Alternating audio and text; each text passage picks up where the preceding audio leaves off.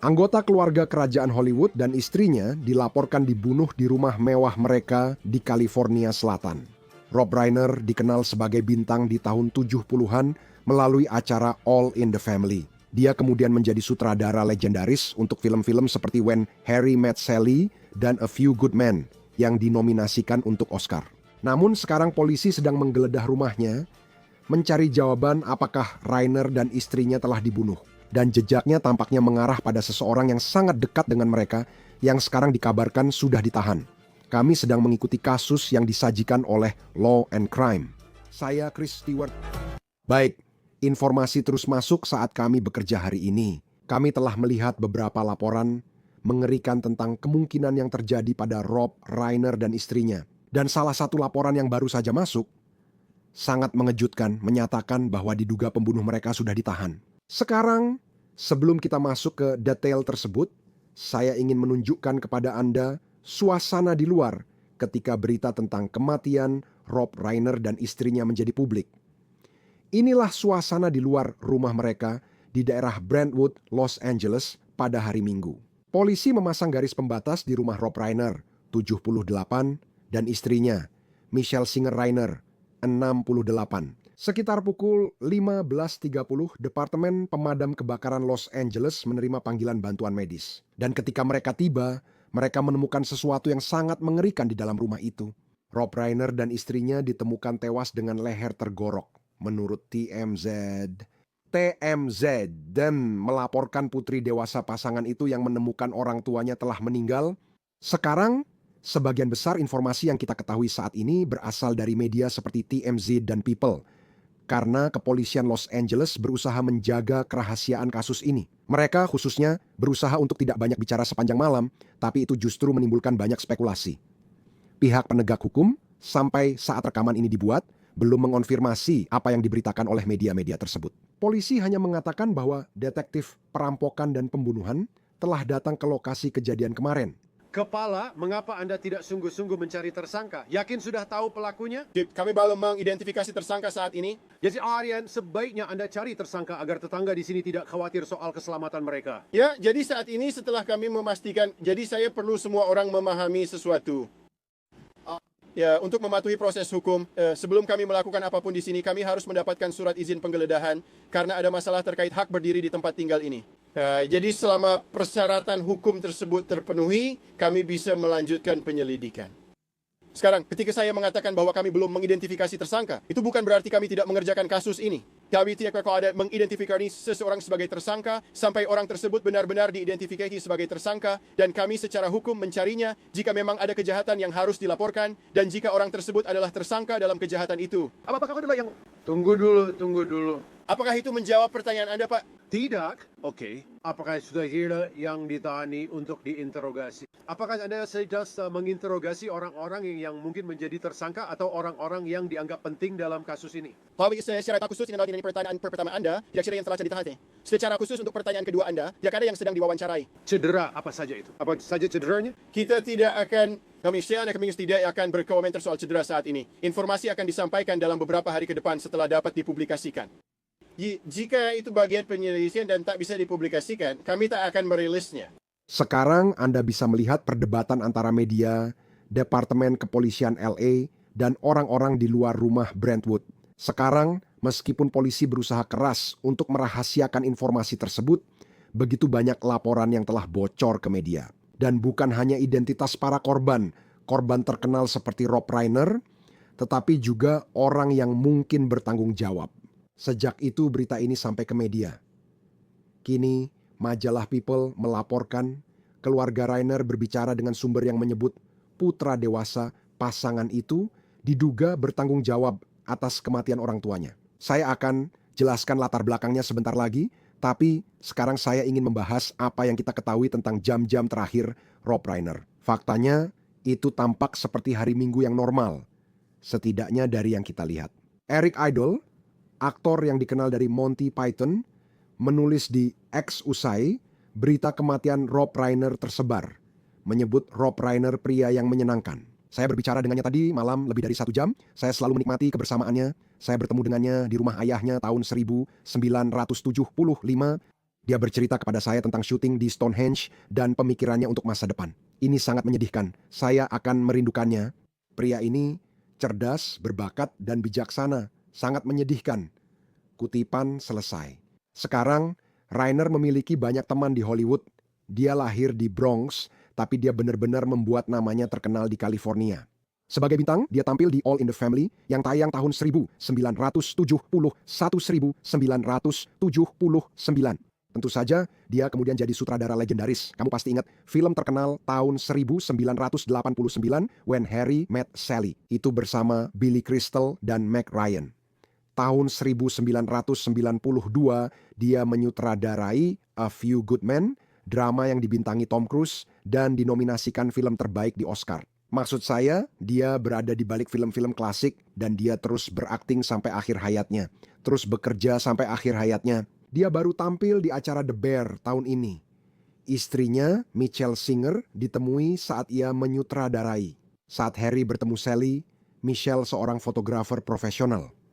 Mereka lalu punya 3 anak bersama. Perkembangan mengejutkan yang baru saja masuk pada hari Senin, KTLA dan media lainnya melaporkan bahwa putra Robin Michelle Reiner, Nick Reiner, telah ditangkap setelah orang tuanya ditemukan tewas di rumah mereka. Dia diduga telah ditahan di penjara Los Angeles dan ditahan dengan jaminan $4 juta menurut media tersebut. Itu menurut polisi. Secara resmi, Departemen Kepolisian LA belum merilis info ke publik saat rekaman ini dibuat. Sekarang, kami menemukan halaman Facebook Nick. Tampaknya dia belum pernah memposting sejak tahun 2018. Tapi ini adalah foto Nick dan ayahnya. Nick tampaknya benar-benar berjuang dengan masalah hidupnya. Kami tidak tahu apakah itu berperan dalam tuduhannya, tapi jelas tidak bisa diabaikan. Pada 2016, majalah People membahas perjuangan Nick melawan kecanduan. Dia mengatakan kepada media bahwa dia masuk rehabilitasi pada usia 15 tahun dan sudah lebih dari 12 kali. Dia bahkan ikut menulis sebuah film yang disutradarai oleh ayahnya, Rob Reiner. Film itu berjudul Being Charlie, dan film tersebut bercerita tentang seorang karakter yang berjuang melawan kecanduan heroin, serta berjuang melawan tunawisma. Nick mengatakan, kutip, itu bukan hidup saya. Tapi saya pernah ke banyak tempat seperti itu, jadi saya punya banyak cerita seperti itu dalam wawancara dengan majalah People lebih dari 1 dekade yang lalu. Dia juga mengatakan, kutip, saya pernah menjadi tunawisma di Maine, saya pernah menjadi tunawisma di New Jersey, saya pernah menjadi tunawisma di Texas, saya menghabiskan malam-malam di jalanan, saya menghabiskan berminggu-minggu di jalanan, itu tidak menyenangkan. Kutipan selesai. TMZ melaporkan Rob dan Michelle tewas dibunuh, diduga setelah pertengkaran di rumah mereka. Saat ini belum jelas apa yang mungkin memicu dugaan kekerasan di dalam rumah mereka di Brentwood. Penegak hukum belum mengungkap rincian penyelidikan kematian itu. Sekarang, sejauh yang kami ketahui tentang Nick, tampaknya dia tidak terlalu aktif di industri film setelah perilisan Being Charlie pada tahun 2016. Saat ini, film itu memiliki rating 6,2 di Internet Movie Database. Pada saat rekaman ini, Departemen Kepolisian LA belum merilis informasi tentang penangkapan apapun. Mereka juga belum mengatakan banyak hal selain konferensi pers tersebut. Mereka tampak bermusuhan dengan media semalam dan hanya menyebut detektif pembunuhan serta perampokan menangani penyelidikan kematian. Sambil menunggu kabar lebih lanjut soal kematian Rob Reiner, banyak orang di Hollywood mengenang pria yang telah menyentuh banyak kehidupan. Aktris Kathy Bates membintangi film Rob Reiner tahun 1990 Misery dan merilis pernyataan untuk NBC News. Kutipan, saya sangat menyayangi Rob. Dia adalah orang yang brilian dan baik hati. Seorang pria yang membuat film dari berbagai genre untuk menantang dirinya sendiri sebagai seorang seniman. Dia juga berjuang dengan berani untuk keyakinan politiknya. Dia mengubah jalan hidup saya. Michelle adalah fotografer berbakat yang mengambil foto indah saya untuk kampanye Misery. Hati saya hancur untuk mereka berdua. Pikiran saya bersama keluarga mereka. Neil deGrasse Tyson, selebritas lainnya, dia memposting di X, kutipan, di dunia di mana semakin sedikit orang yang peduli dengan penderitaan orang lain, kehilangan Rob Reiner yang sangat peduli dengan isu-isu kemanusiaan terasa jauh lebih menghancurkan. Bergabunglah bersama kami untuk membahas penyelidikan ini dan arahnya. Berikut mantan detektif New York Police Department David Sarney. Terima kasih sudah bersama kami. Baik selebriti maupun orang biasa, maksud saya, ini benar-benar situasi yang sangat menyedihkan. Dari sudut pandang penegak hukum, ada panggilan untuk bantuan medis kemarin. Anda pergi ke rumah ini di Los Angeles dan Anda membuat penemuan yang mengerikan ini. Anda tahu, dan sayangnya, tampaknya putri dewasa mereka yang menemukan orang tuanya yang telah ditikam sampai tewas. Langkah pertama apa? Bagaimana Anda mencari tahu siapa yang bertanggung jawab? Jadi, Miss, yang Anda lakukan yang pertama Nasim, istri kalian selaki lain, terima kasih sudah mengundang saya. Istri adalah mengamankan lokasi kejadian. Seperti yang Anda tahu, kita akan memeriksa untuk memastikan putri mereka ada di sana, memberitahu apa yang terjadi, tapi Anda harus mengamankan lokasi kejadian. Jadi, itu berarti area tersebut harus dikunci. Anda just recently mewawancarai dan putrinya untuk mencari tahu, Anda tahu, mendapatkan informasi darinya tentang itu, lalu Anda akan mendapatkan, ya, setelah Anda menghubungi layanan medis darurat, mereka mungkin merespons dan memberi waktu kematian yang sudah Anda ketahui. Itu tidak berarti apa-apa, terutama saat ini, itu akan berarti sesuatu nanti. Tetapi ini adalah bis, dapat pala punya dua orang yang meniagal saat tiba di nepiksi. Anda punya seorang putri yang sedang mengunjungi mereka. Sekarang Anda amankan tempat kejadian perkara itu. Jadi Mariana ini kan mencari betul tentang hal-hal yang khusus atau di luar kebiasaan. Baik kronologis ya, itu sebenarnya buat dapat dari san. Ya, dia akan melakukan pemeriksaan dasar secara keseluruhan. Tapi mereka belum melakukan penggeledahan, dan itulah satu hal yang menjadi alasan Anda melakukannya. Untuk mengamankan tempat kejadian perkara, memastikan tidak ada orang lain yang tewas ataupun terluka di rumah itu, atau pelaku masih berada di tempat tersebut. Setelah mengamankan tempat kejadian perkara lalu, apa yang Anda lakukan? Karena jika tidak, mereka tak punya siapapun yang hidup di rumah itu. Dia hanya tamu.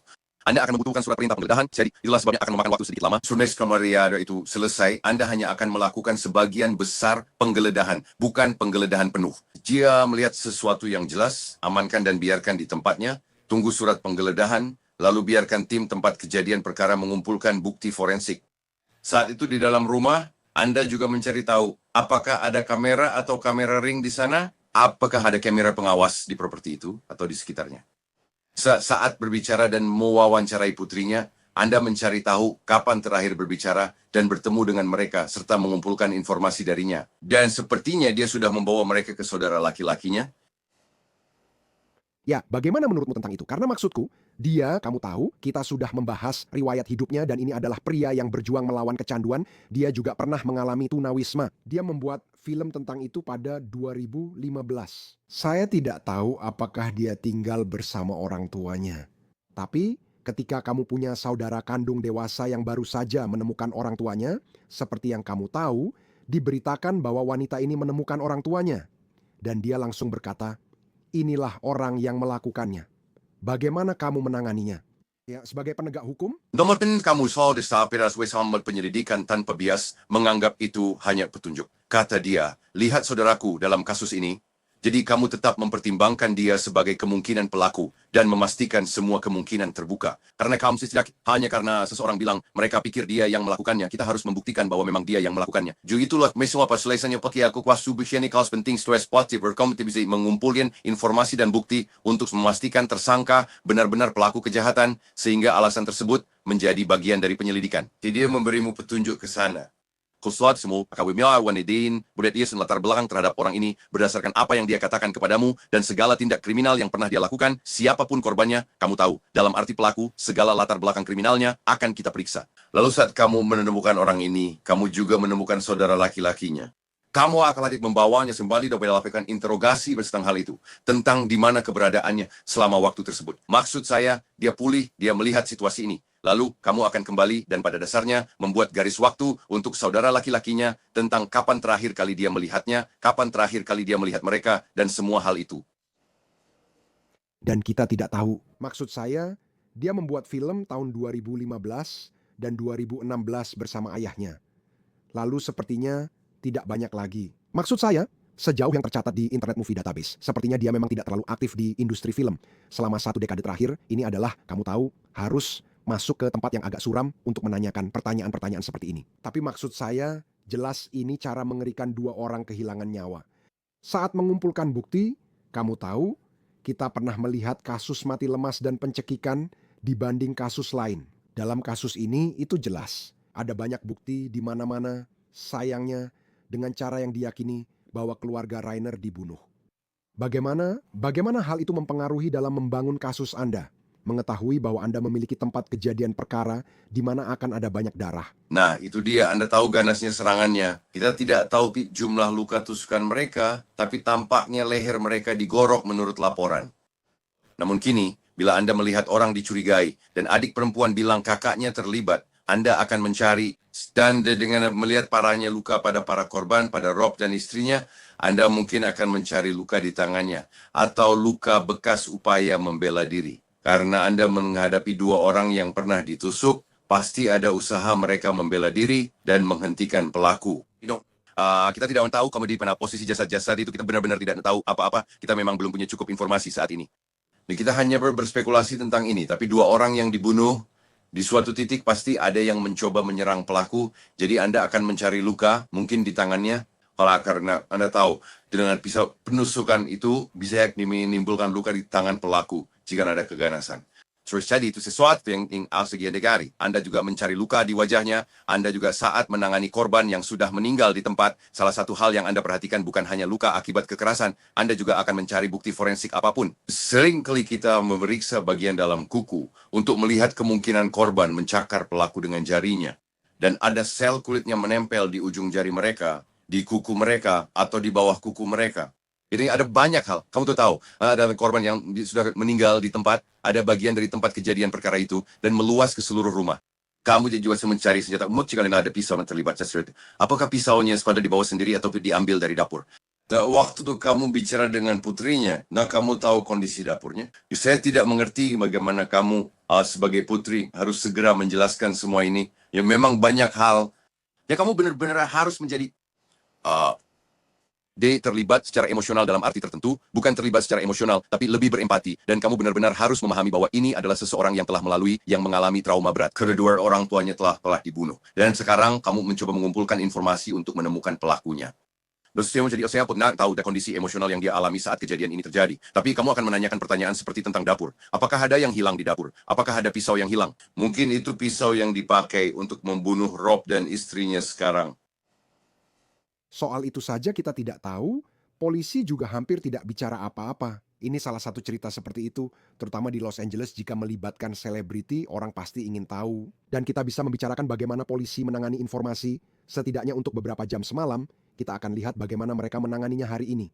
Tapi ketika Anda sedang mengumpulkan bukti, karena saya pikir jika saya adalah seorang jaksa dan Anda mencoba mencari tahu, apakah ini serangan yang sudah direncanakan? Apakah ada yang datang ke rumah berniat membunuh orang tuanya? Kita juga tidak tahu hasilnya nanti. Tapi diduga, kita sebut saja semuanya masih dugaan pada titik ini. Tapi jika pisaunya adalah sesuatu yang dia bawa sendiri, bukan pisau yang ditemukan di dapur, bagaimana hal itu mempengaruhi saat Anda mengumpulkan bukti untuk diserahkan kepada jaksa? Inilah garis waktu yang menurut saya terjadi. Bagaimana hal itu mempengaruhi barang yang Anda kumpulkan di tempat kejadian perkara? Anda mungkin membicarakan niat. Ya, untuk penegak hukum seperti detektif atau penyidik, niat sudah diatur dalam undang-undang. Itu akan jadi aspek penuntutan, karena kita tahu soal pisau itu. Dan saya berjamin selama interogasi, mereka mungkin menanyakan tentang senjata, dan itu mungkin muncul lagi dalam interogasi tersebut. Kita ada membahas spekulasi. Sekarang dia sudah ditangkap, tuh, berarti ada cukup bukti bahwa dia pelakunya, entah dia mengaku, ada bukti terlewat, atau bukti forensik yang langsung mengaitkan. Itulah sebabnya mereka melakukan penangkapan. Jadi sekarang kamu berurusan dengan apa yang kamu miliki untuk melakukan penangkapan itu. Langkah selanjutnya adalah Martin Starr. Kamu tahu, yang mencari Craigso untuk membuktikan kasus ini di luar keraguan yang masuk akal, dan itu akan menjadi bagian lain dari penyelidikan. Karena itu teman-teman, jadi perkara ini tidak langsung ditutup. Saya pernah melihat tempat kejadian perkara di rumah selesai dalam 2 atau 3 hari.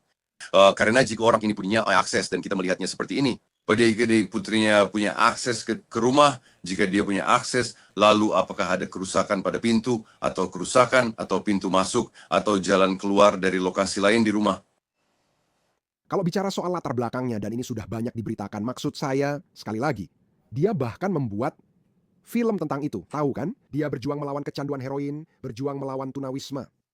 Banyak orang bisa memahami perjuangan itu dalam sebuah keluarga, tidak diragukan lagi. Pada saat yang sama, ketika kita bicara soal motif pembunuhan, dan kita belum tahu, kabarnya ada semacam pertengkaran antara orang tua dan tersangka ini. Kamu tahu, kemarin saat mereka meninggal, menurut pengalamanmu, bagaimana kecanduan bisa berperan dalam tindakan mengerikan seperti yang mungkin dia lakukan? Ya, kamu tahu, aku pernah di bagian narkotika sekitar 8 tahun. Kamu bisa melihat orang-orang terjerumus ke jalan gelap, padahal kamu tahu siapa mereka sebelum kecanduan, entah narkoba, zat, atau alkohol. Mereka berubah, bukan lagi orang yang sama. Meski telah menjalani banyak rehabilitasi, menurut sumber baru dia sebenarnya mencoba rehabilitasi sendiri beberapa kali karena tidak percaya dengan rehabilitasi dan merasa bisa melakukannya sendiri. Dari sekolah seni kamu daw bigawad banas tahu dan bawah orang kamu daw akan muncul. Yang ketika kamu menghadapi hal ini, dan dari melihatnya sendiri secara langsung dengan anggota keluarga yang pernah saya tangani dalam kasus-kasus, mereka bukan orang yang sama lagi. Jadi kamu tahu ini memang anak mereka, tapi bukan seperti ini sebelum kecanduan. Dan dia pernah menjadi tunawisma beberapa kali dalam hidupnya. Dia sudah beberapa kali masuk rehabilitasi, bahkan puluhan kali sepertinya. Itu mungkin bisa jadi bahan pertimbangan untuk pembelaannya, tapi kenyataannya itu bukan hal yang terpenting. Yang paling penting sehingga kami lihat adalah fakta-fakta dari kasus ini. Inekis kayaknya menentukan itu melalui penyelidikan lanjutan terkait kondisi mentalnya saat kejadian, apakah dia sengaja ceroboh. Kamu tahu, ini bukan kecelakaan. Tidak mungkin dua orang lehernya digorok dan ditusuk secara tidak sengaja. Pasti ada niat di balik itu. Itulah yang sedang kami perhatikan sekarang. Tapi ketika sampai pada proses persidangan, pihak pembela mungkin akan menggunakan itu sebagai alasan mengapa dia melakukan apa yang dia lakukan. Kedengarannya agak gila, tapi memang seperti itulah kenyataannya. Iya, tentu saja. Dan kamu tahu, kalau kita melihat kenyataannya, kita sedang membicarakan tentang seseorang yang, maksudku, ini adalah bangsawan Hollywood kan? Rob Reiner. Semua orang tahu dia, atau setidaknya tahu film-filmnya. Dan di Los Angeles, kamu pasti akan bersentuhan, aku yakin, saat bekerja di penegakan hukum dengan para selebriti, karena memang di sanalah industri film itu berada. Meski penyelidikannya bisa persis sama, baik itu Rob Reiner atau Joe Smith di jalanan, pasti ada momen bagi penyidik ketika mereka berpikir, ini akan jadi berita nasional. Bagaimana kamu menangani situasi seperti itu? Karena meskipun kamu ingin fokus, di saat yang sama, kamu juga sadar bahwa ya, mungkin ini akan jadi berita besar di Los Angeles jika dua orang dibunuh seperti ini. Tapi sekarang semua orang membicarakannya. Ulamo akan menangani kasusnya dengan benar. Inilah mengapa kasus yang tak terekspos media bukanlah kasus media sosial. Kamu tetap melakukan hal yang sama. Yang penting, sadar akan kemungkinan kebocoran informasi.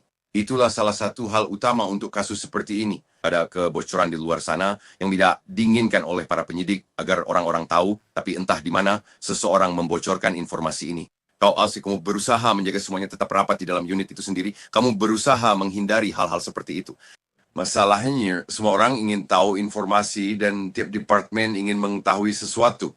Pada suatu titik, seseorang membocorkannya ke media sehingga mencemari penyelidikan yang sedang berlangsung. Kami harus menjawab pertanyaan yang mungkin sudah kami tahu jawabannya, tapi belum diumumkan ke publik. Hal terakhir yang bisa dilakukan, situasi yang saya katakan tadi adalah terus dilanjutkan penyelidikan. Inilah yang kami miliki, siapapun yang kami tangkap akan menimbulkan spekulasi. Kami sudah menangkap seseorang dan penyelidikan masih berjalan, tapi Anda tetap membiarkannya meski banyak pertanyaan muncul.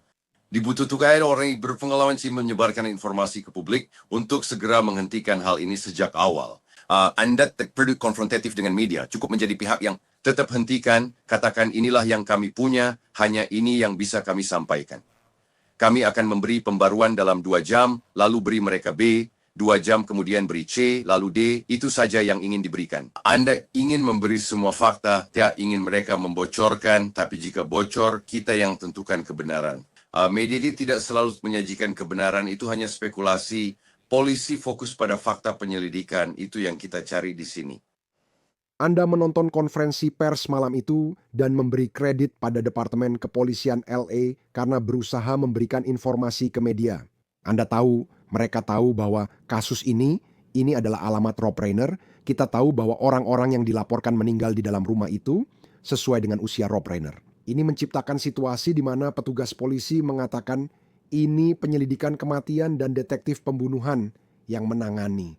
Namun, ketika Anda membuka TMZ atau majalah People, semua detail tentang apa yang sebenarnya terjadi sepertinya sudah tersebar di luar sana. Tiba-tiba muncul ketidaksesuaian antara media yang seakan tahu situasi dan polisi yang enggan bicara. Bagaimana sebaiknya Anda menghadapi situasi seperti itu?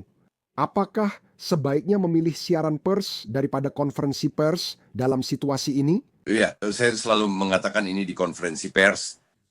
Anda terlalu cepat. Seharusnya cukup bilang sedang menyelidiki. Hanya butuh 25 detik selesai. Dan itulah mengapa Anda benar-benar membutuhkan seperti di Kepolisian New York, kami memiliki Deputy Commissioner, Public Information, Wakil Komisaris Informasi Publik, Unit Penyidik, Detektif, dan Staf Administrasi. Dan staff profesional kan, reporter profesional dalam arti yang benar-benar tahu bagaimana langsung menyelesaikannya. Ini posisi yang kami punya, ini semua yang bisa kami berikan padamu. Terima kasih banyak dan silakan menjauh apapun yang akan kamu hadapi. Dan mau tahu sebudi ada di udara itu yang mereka punya. Tapi itu bukan berarti kita tidak bisa menuntut berdasarkan apa yang dikatakan TMZ, kita menuntut berdasarkan fakta-fakta kasusnya. Masalahnya adalah, dan sayangnya ini sering terjadi dalam banyak penyelidikan seperti ini, ada seseorang yang membocorkan informasi ke media. Kamu harus mencari tahu siapa orang itu. Dan tutup bagian itu, tutup dia, atau siapapun kelompok yang melakukan itu dari penyelidikan. Itulah yang mungkin lebih. Pernah semua keluar dan dia tahu misteri di departemen. Kamu tak perlu tahu sebelum kami memastikan A, B, atau C. Karena itu detektif tidak memberitahu siapapun saat menyelidiki pembunuhan perampokan. Tapi selalu saja ada seseorang dalam rantai itu yang ingin tahu apa yang sedang terjadi. Sekitar 15 menit kemudian, berita ini bocor ke media. Saya merasa seharusnya tidak begitu. Dan terakhir, kalau mereka menahan putranya, kita tidak tahu apa yang dia katakan saat dia ditahan. Cerita tentang dia yang sedang diinterogasi muncul semalaman, tapi pagi ini kami baru mendengar bahwa dia telah ditahan. Jika dia tidak mengatakan apa-apa, tapi Anda merasa melalui pernyataan saudara perempuannya bahwa dia yakin itu memang dia, Anda punya bukti di tempat kejadian perkara. Kita tidak tahu kondisinya. Apakah dia buronan yang harus ditangkap?